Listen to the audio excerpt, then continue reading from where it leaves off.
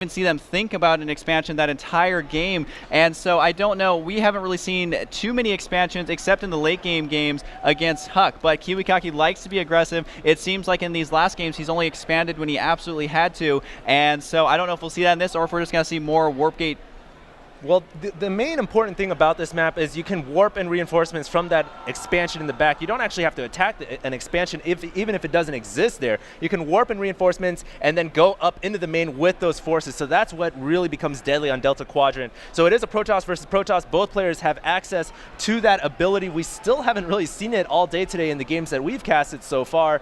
But let's see what's going to happen here on Delta Quadrant. The map game is starting. Game number 2 between Socke and Kiwikaka here in the losers bracket finals. Whoever wins this game will go on to play Huck in the grand finals here at MLG Raleigh, North Carolina. Spawning over here in the top left side is going to be Kiwikaka, the blue Protoss, and in the top right side is going to be Socke, the red Protoss. If you are just tuning in, this is game number 2 between these two players in the lower bracket finals, and what that means is that there is still going to be a finals. The winner of this is going to advance. I'm not sure if Socke has played Huck already, but if Kiwikaka does advance, he will have a disadvantage in the finals. So that's going to be one thing to keep in mind, that he'll really have to overcome a disadvantage in that series, and it's going to be everything on the line. Now, do note these players not only are competing for cash prizes, but they are also competing for points, so their seedings towards, as the season continues, it'll help their seedings, which means they have to win less games to get closer to that cash.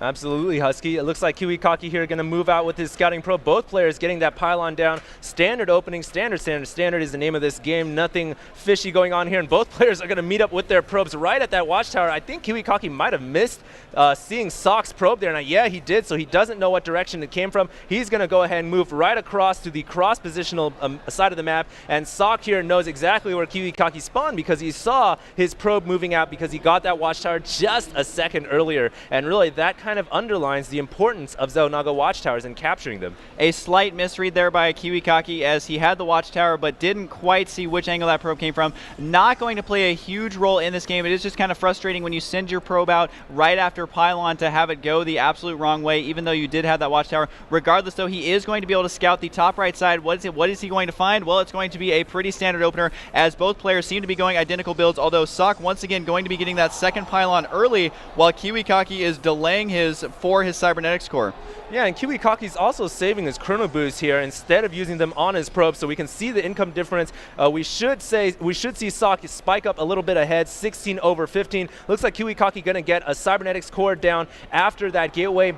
The same for Socke as well, but Socke has a slight income advantage, very similar to, actually this is a little bit different from last game, whereas Kiwikaka had the income advantage. Now, I'm curious to see if one of these players is once again going to a 4-gate. We've seen players win and lose with this build, but in the last, I think, 4 or 5 games, we've seen at least one 4-gate. Very, very common in the Protoss versus Protoss matchup, as it allows you to get that early aggression, and if you can get up the ramp, then that is exactly where that build is going to shine. And so we are seeing 2 gateways going down right now, although Socke is going to scout this, and once this scouting probe is taken care of, maybe he will indeed cancel those, as Socke has his only his second gateway on the way right now. And so right now, Kiwikaka's like, okay, I'm getting 4 gates, it's right here in front of you, although he is not warping in a stalker to deal with the scouting probe, so I really doubt he's going to cancel these, as that probe is just going to see it all, so it'd just be a waste of minerals. Yeah, Kiwikaka was saving up his chrono boost to chrono boost that cybernetics core, and he's going to try to get that warp gate technology out as quickly as he possibly can. He's pretty much going to go the 4-gate build right here against Socke. What is Socke's response? He's got 2 gateways up morphing. He doesn't have the 4th one quite yet. He is not using chrono boost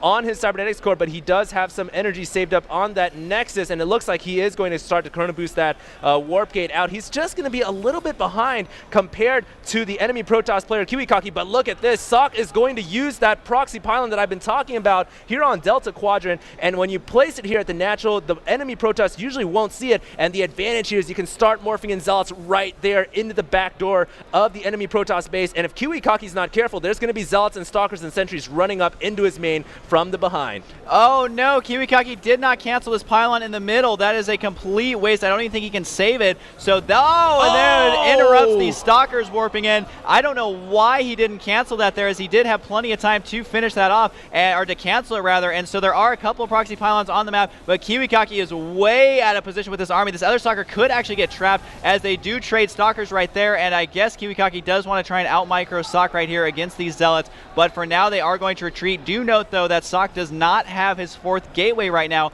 although he did kind of mess up with those Stalkers by interrupting that warp in.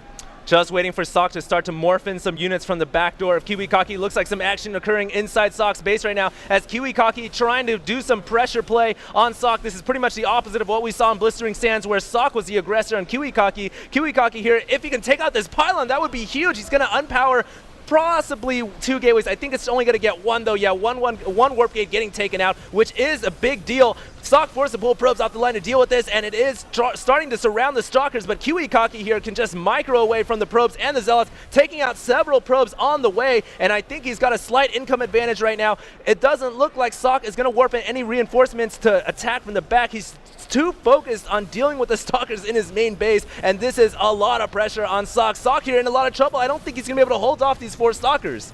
He is definitely going to have to pull probes, which is exactly what he's doing, and he may be able to stop this rush, but at what cost? He has lost so many units in this engagement. I mean, the units lost is actually fairly similar, since he is pulling so many probes to deal with this, so he needs to be able to warp in reinforcements as quickly as possible. However, I do believe that Kiwikaka is slightly ahead in his warp gate timing, and that he can keep his army advantage throughout this battle, and he is going to kill 2 of Socke's Stalkers right now, which is not what he can afford to do. So once again, it did look, though, like Socke was able to surround that, but this is going to go into a micro battle back and forth, and he does push Kiwikaka back, but there should be some reinforcing units. Yes, there is the 6 Zealots running in right now, one of them at 4 HP, but it doesn't matter. This is a large force to deal with. It's important to note that neither player for the longest time was mining any gas at all, and that's why we're seeing so many Zealots. It looks like Socke forgot to get some of his probes on gas. Perhaps he doesn't even have enough saturation to speak of. Looks like Kiwikaka is going to force a GG from Socke. So that was a very fast 2-0 in favor of Kiwikaka. And you guys know what? It is going to be a rematch here in the grand finals between Kiwikaka and Huck.